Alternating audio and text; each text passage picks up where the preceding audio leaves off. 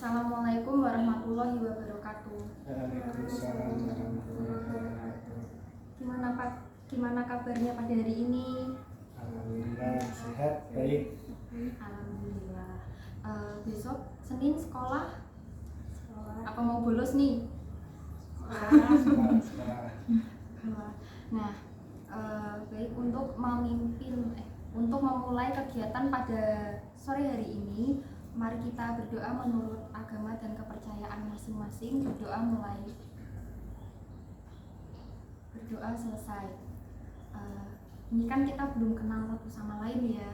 Jadi di sini saya akan mengenalkan diri terlebih dahulu.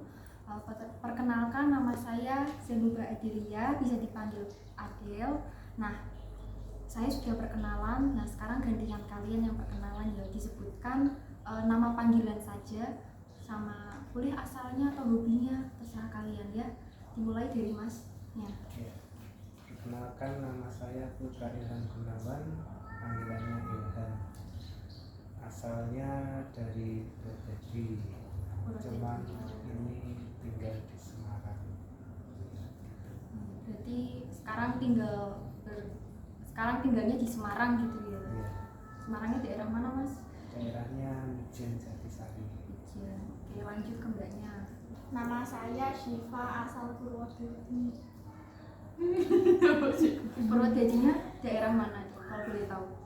Simpang 5. Simpang 5. Kalau mbaknya? Perkenalkan, nama saya Inna Amalia Putri dari Purwodadi.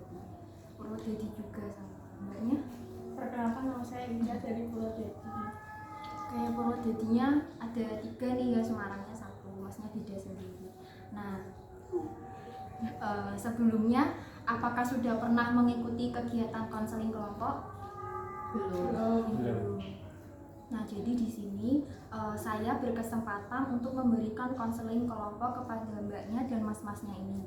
Kalian pasti bertanya kayak konseling kelompok itu apa sih? Nah, konseling kelompok ini konseling yang dilakukan secara berkelompok yang dimana memiliki tujuan agar kalian ini bisa terbuka satu sama lain, kemudian menjadi lebih dekat dan dapat memecahkan masalah dengan saran-saran dari teman-temannya. Kemudian saya di sini berperan sebagai pemimpin kelompok dan masnya dan mbak-mbaknya ini sebagai anggota kelompok. Nah, di dalam konseling kelompok ini terdapat asas-asas yang harus dipenuhi. Yang pertama, asas keterbukaan. Asas keterbukaan di sini yang dimaksudkan itu kalian nanti dapat membicarakan atau mengeluarkan pendapat kalian secara jujur ya. Jangan ada yang dimanipulasi atau berpura-pura. Jadi tinggal mengutarakan apa sih yang sedang kalian rasakan, seperti itu. Kemudian sukarela. Sini sukarela yang dimaksudkan itu kalian pastinya datang ke sini tanpa ada dorongan atau suruhan dari orang lain. Nah, yang ketiga, asas kerahasiaan yang paling penting. Ketika nanti di sini kalian membicarakan masalah kalian, yang dimana masalah ini itu tidak ada orang yang tahu selain di lingkup ini, kalian nggak boleh membocorkan atau membicarakannya di luar forum. Jadi kalau misal masalahnya si Mbak ini dibicarakan di sini, yaudah cukup dikit di sini aja, jangan dibicarakan di pertemuan di luar kegiatan ini, seperti itu. Kemudian untuk kontrak waktunya saya akan memberikan waktu selama 30 menit atau selesainya saja. Dan kontrak perilaku, yang pertama, tidak boleh berbicara sendiri dan harus mendengarkan pendapat atau saran yang lain ketika teman-temannya sedang berbicara. Yang kedua, tidak boleh bermain HP. Jadi fokus sama apa yang dibicarakan atau didiskusikan di sini. Nah, di sini melakukan konseling kelompok ini dengan teknik kontrak perilaku, yaitu perjanjian antara 2 orang atau lebih untuk berperilaku dengan cara tertentu dan untuk menerima hadiah bagi perilaku tersebut. Nah, sudah Jadi udah saya jelaskan tadi dari awal apa itu KKP, kalian sebagai apa, terus tata caranya bagaimana. Nah sekarang apakah kalian siap untuk ke tahap selanjutnya? Ya, siap. Jadi saya mulai ya. Boleh dong saya tahu masalah apa yang sedang mengganggu kalian belakangan ini? Dimulai dari masnya boleh? Ya, boleh. Jadi ini kan saya masih kuliah juga. Nah, di perkuliahan itu saya ada permasalahan di bidang pendidikan. Seperti nilai di akademis, pembelajaran umum sama pembelajaran khusus. Nah, pembelajaran khusus itu seperti olahraga, keterampilan seperti itu. Di keterampilan sebenarnya tuh saya lebih suka ya, sama kegiatan-kegiatannya, kumpul sama orang gitu. Nah, dari situ nilai saya alhamdulillah bagus lah ya, menurut saya gitu. Cuman dari situ saya di pendidikan akademis, di pendidikan umum tuh malahan nilainya ngedrop gitu. Mungkin saya dari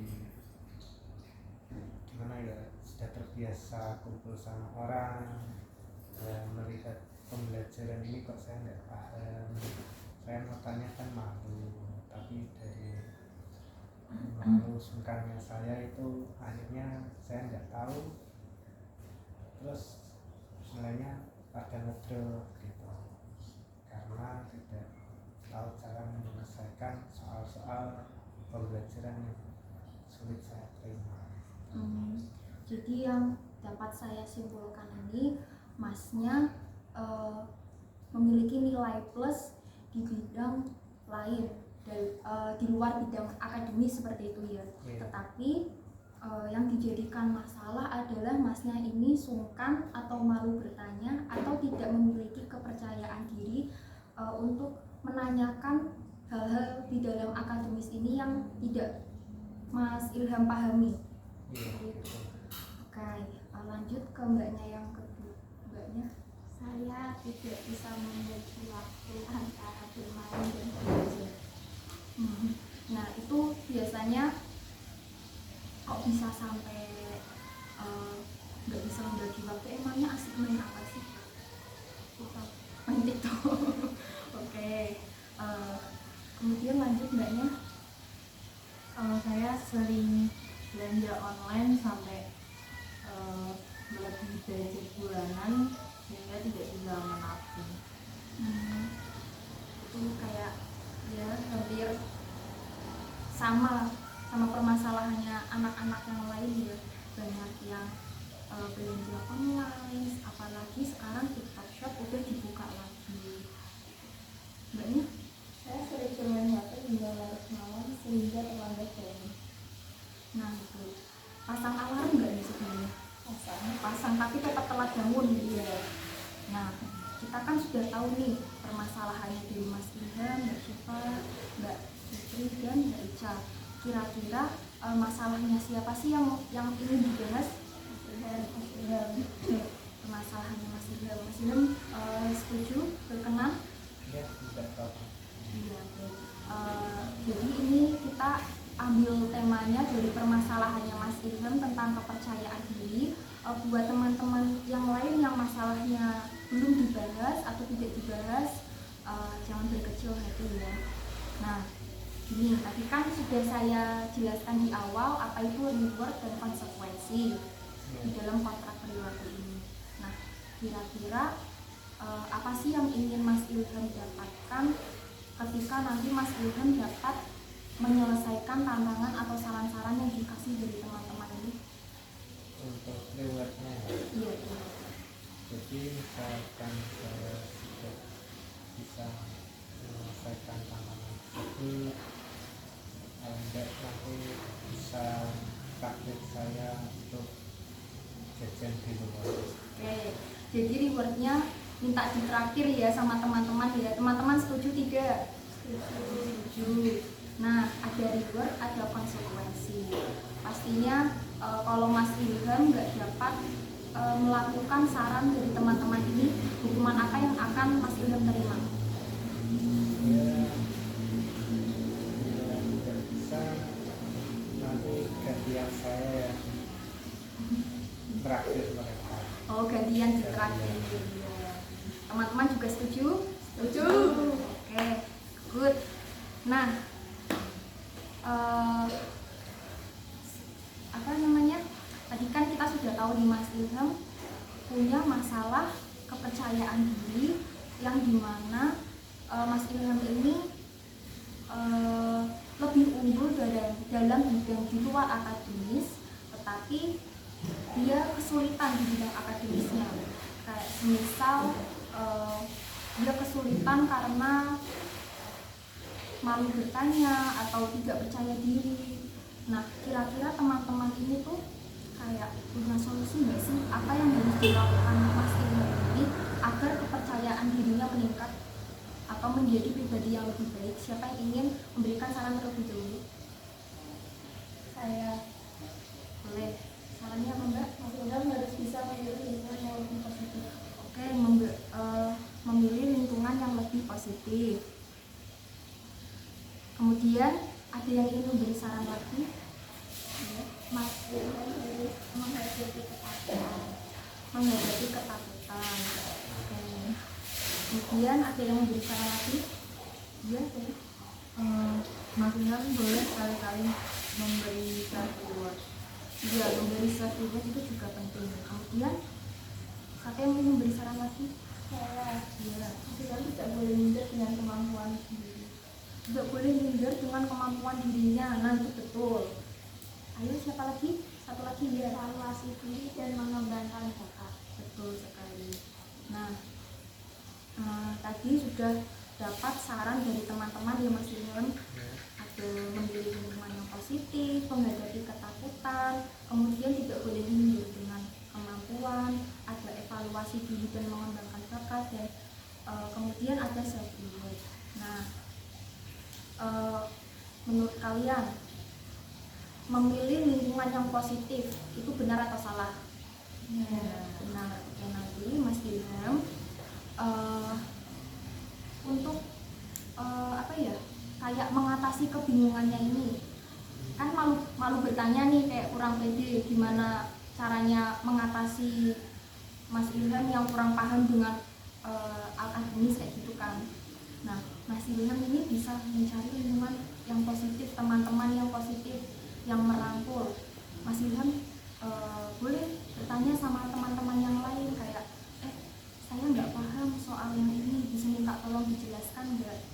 Nah, sebagai teman yang baik, maka teman ini akan memberitahu Mas Ilham bagaimana cara menyelesaikannya, bukannya malah mengolok-olok seperti itu. Jadi mencari lingkungan yang positif itu penting ya. Kemudian yang kedua, menghadapi ketakutan, benar atau salah? Ya. Nah, Mas Ilham tidak perlu merasa sungkan kayak nanti kalau misal saya tanya sama si A bakal direspon apa enggak ya, saya harus gimana ya. Daripada Mas Ilham berpikir yang enggak atau ketakutan sendiri, lebih baik Mas Ilham bertanya kepada teman yang lain itu, atau enggak Mas Ilham bisa nggak paham, Mas Ilham tanya sama teman-teman yang lain, terus buat kayak kita buat kerja kelompok ya, atau diskusi kelompok itu. Jadi nanti semisal kita kesusahan, kita bisa saling berbagi info kayak gitu. Kelompok belajar kayak gitu ya. Terus yang ketiga, tidak boleh minder dengan kemampuan. Mas Ilham tadi saya tanya, kemampuannya apa sih kalau saya boleh tahu? Kemampuannya itu di bidang olahraga. Nah, di bidang olahraga Mas Ilham pintar nih, bakatnya memang ada di bidang olahraga. Jadi itu nggak bisa disamaratakan Mas. Misal si A pintarnya di matematika, tapi dia nggak pintar di tata olah bahasa. Si B pintarnya di bagian memasak, dia tapi nggak pintar di bagian tata rias atau apa. Nah, seperti itu.